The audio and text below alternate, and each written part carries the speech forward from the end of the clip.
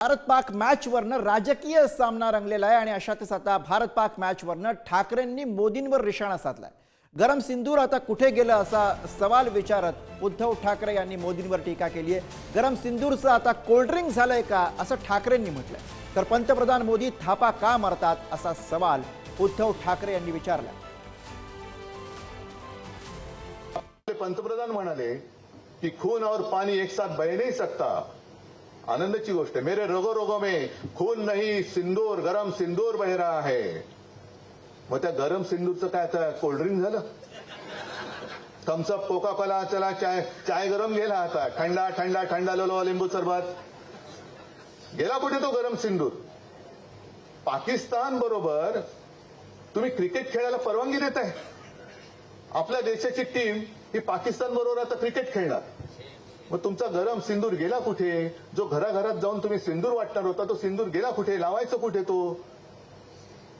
कशाला या भाकड कथा करताय तुम्ही? माझं एवढंच म्हणणं आहे की उद्धवजींनी एकदा आरसा पाहावा आणि त्यानंतर बोलावं। जावेद मियाँला घरी जेवायला बोलवणारे तुम्हीच होतात ना, पण मला त्याच्यावर बोलायचं नाही। त्यांनी एकदा आरसा बघावा। ठाकरेंच्या शिवसेनेचे खासदार संजय राऊत यांनी पंतप्रधान नरेंद्र मोदी यांना पत्र लिहिलंय। भारत पाकिस्तानमध्ये होऊ घातलेल्या क्रिकेट सामन्यावरनं राऊतांनी हे पत्र लिहिलंय। पाकिस्तान सोबत क्रिकेट खेळणं म्हणजे शहीदांचा अपमान आहे असं राऊत म्हणाले। दरम्यान राऊतांनी लिहिलेल्या या पत्रावरनं आशिष शेलार यांनी खोचक टोला लगावलाय। एका बाजूला तुम्ही असं म्हणताय की पाणी आणि रक्त एकत्र वाहणार नाही। पाकिस्तानला जे पाणी आपण देतो सिंधू नदीचं ते आम्ही अडवू, पाणी आणि रक्त एकत्र वाहणार नाही असं आपण म्हणताय।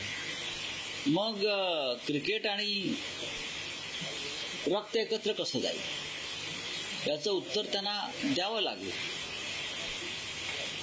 हा निर्लज्जपणा आहे। भारताने खेळू नये ही भूमिका भारताचे खेळाडू आणि खेळावर प्रेम करणं यांच्यावर जाचक राहील आणि म्हणून बहुदेशीय स्पर्धेमध्ये भारत खेळणं हे खेळाडू, आंतरराष्ट्रीय संबंध, भारतीय नागरिक आणि खेळावर प्रेम करणारे यांना आवश्यक तीच भूमिका केंद्राने घेतली आहे। आणि राहता राहिलं पत्र तर संजय राऊत ते ट्रम्पलाही पत्र लिहू शकतात आणि त्यांच्या आजकालचा आगाढ अभ्यास बघितल्यावर ते परलोकातल्याही कुठल्या नेत्याला पत्र लिहू शकतात। हमको ये संजय राजाराम राउत जैसे लोगों से हम लोग को सर्टिफिकेट जरूरत नहीं है।